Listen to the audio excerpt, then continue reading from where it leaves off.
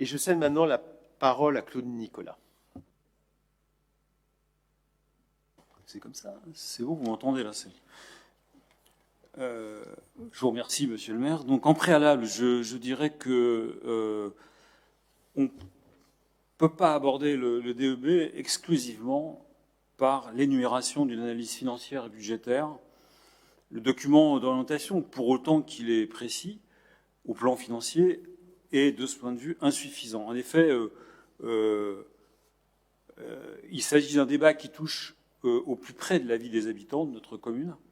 Il doit être cette année, à mon avis, cette année intégrer nécessairement les éléments socio-économiques liés à la crise sanitaire et à la crise du système qui fonde l'organisation de notre société, c'est-à-dire le système capitaliste, parce que celui-ci se révèle défaillant et cynique et qu'il nourrit notamment l'incompétence du gouvernement.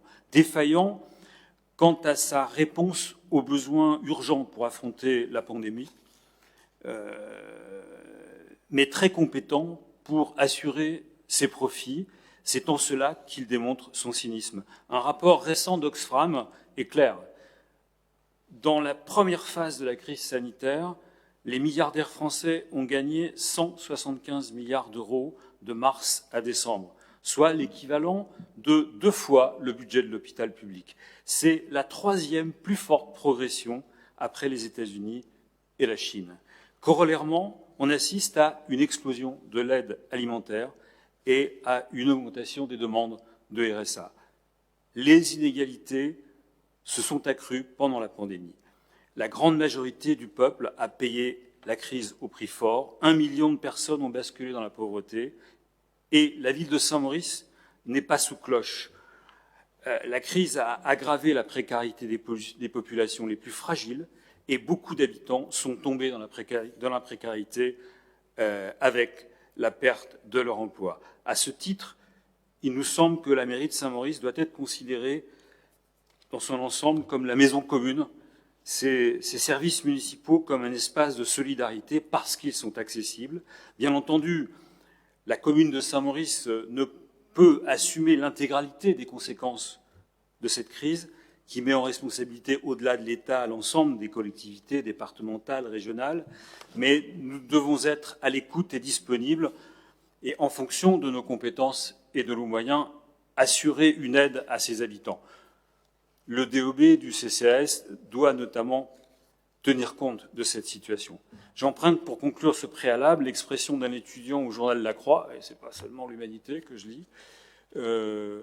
Il dit, cet étudiant, la vraie honte, c'est de voir tant d'étudiants peinant à se nourrir, alors qu'en se formant, ils créent la richesse de demain. Le contexte national présente aussi une contrainte financière pour l'ensemble des collectivités et pour la commune de Saint-Maurice en particulier. Madame Delpech, rapporteuse du DEB, donc en commission et en séance aujourd'hui, rappelait que la ville de Saint-Maurice touchait 165 € par habitant de dotation de fonctionnement en 2014. Elle n'en touchait plus que 76 € par habitant en 2020. Pour les compenser, il aurait fallu augmenter les impôts locaux de 12% sur 5 ans. Par ailleurs, la taxe d'habitation est finalement définitivement supprimée avec une échéance de 2023. Et même si on lui substitue l'impôt foncier départemental, il manquera la moitié de nos ressources dynamiques et ce manque à gagner sera compensé par une dotation. On voit ce que deviennent les dotations. Au total, nos recettes sont réduites et nous perdons surtout en autonomie financière. Cette stratégie vise non seulement la réduction et l'appauvrissement de nos services publics, mais aussi, que l'on ne s'y trompe pas, leur marchandisation et leur privatisation. Nous nous opposerons farouchement à cette politique parce que la crise sanitaire, écologique et anthropologique que nous vivons et qui s'inscrit dans la durée nécessite à l'inverse qu'on développe de manière sans précédent les services publics. Dans son rapport à la Commission des finances, Madame Delpech, je vais finir par votre conclusion, Donc, vous avez abordé les conséquences de cette politique et en synthèse, vous avez constaté, vous l'avez encore rappelé aujourd'hui, que nous avions tendanciellement une croissance plus faible de nos recettes que de nos dépenses. J'allais dire enfin un écho de la majorité municipale à l'effet de ciseaux que je dénonce depuis des années. Il perdure donc en 2021. Il conduit en conséquence à un déficit structurel de notre budget. Un effet de ciseaux, par définition, c'est forcément un déficit structurel. Certes, depuis 2019, nous constatons au compte administratif une embellie, vous en avez parlé. La gestion courante, disons, de 2019 dégageait un excédent de 860 000 € sur dépenses et recettes courantes, donc sur un budget, il faut dire, de 30 millions d'euros. Mais les bases de cet excédent sont d'abord essentiellement financières, relatives notamment aux droits de mutation et donc d'une certaine manière fragiles. Nous constatons à l'inverse que les services à la population perdent en dynamique. Pour pallier à ce déficit structurel, vous utilisez depuis de nombreux exercices, j'allais dire le joker de la commune, soit l'excédent de fonctionnement, reporté donc, de 5 millions d'euros, qui constitue un matelas financier dans lequel vous reniez tous les ans pour équilibrer le budget. Et je rappelle que nous reprenons donc ce résultat de l'exercice antérieur dans le budget primitif. Cela donc permet notamment de ne pas augmenter la fiscalité. Alors, soyons clairs par rapport à cette stratégie. Je l'ai rappelé, y compris en juillet 2020. Nous considérons que l'utilisation de l'excédent comme ressource d'équilibre, plus qu'un capital, ce qu'il est en réalité, nous paraît pertinente dans la mesure où, de notre point de vue, ça permet de développer en quelque sorte une stratégie de résistance aux politiques d'austérité et aux contraintes financières imposées depuis 15 ans aux collectivités par la droite sarkozienne, les socialistes et la République en marche. Mais à deux conditions, la transparence et le respect d'un principe intangible, ne pas remettre en cause les services publics municipaux, voire même les renouveler et les développer. Or, les services à la population, en masse, si je puis dire, quand on analyse leur représentation au niveau du budget, c'est-à-dire les charges notamment de fonctionnement, reculent à Saint-Maurice. Vous avez d'ailleurs y compris annoncé dans le débat aujourd'hui l'objectif de baisse de 1% des charges donc dans l'avenir. Et effectivement, ils perdent effectivement ces services à la population en dynamique, en dépenses et en recettes. Les dépenses courantes sont en recul sur le compte administratif, par exemple, de 2019, de 137 000 €. Corollairement, les effectifs de 2018 à 2020, et on sait bien que la masse salariale représente finalement l'essentiel du budget de fonctionnement, permet de constater que les emplois statutaires permanents reculent. Nous perdons 17 emplois statutaires sur un effectif de 233 au 31 décembre 2018. Cette perte est en grande partie compensée par le recrutement de contractuels, donc la précarité progresse, et au bout du compte, quand on cumule emploi permanent, emploi statutaire et emploi contractuel, on perd en 2020 6 emplois. La conséquence de cette régression, c'est qu'un ensemble de besoins ne sont pas satisfaits dans la commune. Et puis, pour autant que la consommation parcimonieuse de l'excédent de 5 millions d'euros nous paraît pertinente, le groupe Saint-Maurice en commun porte d'autres choix de gestion. Je reprendrai à cet égard l'analyse que nous portions lors du débat d'orientation budgétaire 2020. Nous refusons effectivement d'abord la priorité accordée à la police municipale et surtout aux missions que vous lui donnez, parce que la sécurité et la qualité de vie des Mauriciens ne s'obtiendront pas par l'illusion que la police municipale peut exercer les missions de protection des personnes qui relèvent de la police nationale et dont les effectifs et les missions sont malheureusement amoindris localement.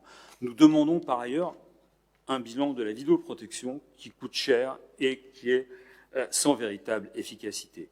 Et nous nous prononçons donc, en conséquence, pour une décroissance des effectifs de la police municipale, parce que nous fondons la sécurité des Mauriciens d'abord sur la présence d'abord de la police nationale, mais surtout, pour ce qui concerne la responsabilité de la commune, sur la présence des services publics municipaux dans les quartiers. Par exemple, la présence et l'intervention de plus d'agents du service propreté sur les problèmes de salubrité est plus efficace parce qu'ils connaissent bien les habitants du secteur dans lequel ils travaillent.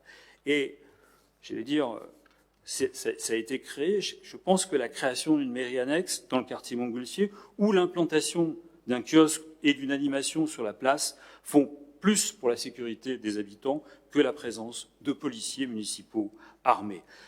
Comme en juillet 2020, nous proposons une révision des tarifs et des activités péri-extrascolaires pour établir leur équité et leur efficacité.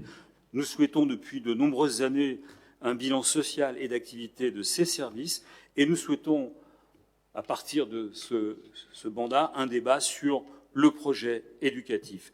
Sur ce plan, concrètement, nous défendrons au budget primitif 2021 un budget plus conséquent pour le matériel pédagogique dans les centres de loisirs. Nous défendrons le projet de créer une vraie bibliothèque à l'école primaire de Gravel, dans la salle Marion Théronès, que vous avez inaugurée en 2019, je pense, avec la dotation d'un fonds de livres et pourquoi pas des animations afin de faire rentrer le livre dans les écoles.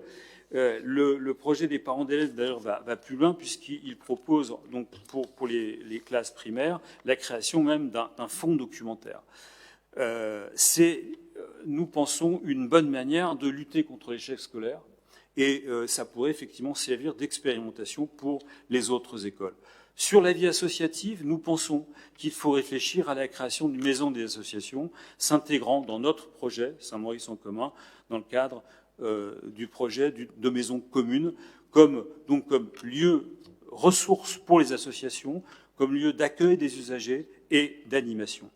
Les locaux de l'ancien bureau de poste, d'ailleurs partiellement utilisés par la mairie annexe, pourraient faire l'objet d'une étude dès 2021 avec la participation des associations. Le territoire de notre commune va subir des mutations importantes, vous y avez fait allusion, M. Seymour, avec les terrains de l'hôpital, l'avenir de la résidence hôtelière du 18, il en est question dans l'ordre du jour de ce conseil, du 18 rue du Maréchal Leclerc, l'aménagement du cinéma Le Capitole, l'aménagement des terrains de la maison de l'Éclusier. Nous pensons qu'un débat est nécessaire sur la politique de logement, sur la politique de peuplement et de développement durable de la commune. Quand je dis développement durable de la commune, je fais référence, alors je ne propose pas une révision du PLU, mais je fais référence au document annexe du PLU, c'est un plan de développement et d'aménagement de développement durable pour la commune qui est très intéressant, que je vous invite à lire et qu'à mon avis, il faudrait peut-être rediscuter parce que effectivement, la population de Saint-Maurice vieillit, elle régresse. Il faut rechercher les bases de son rajeunissement et dynamiser le parcours résidentiel. C'est vital pour le maintien et le développement des écoles, notamment, et des services publics municipaux. Toutes les générations sont concernées.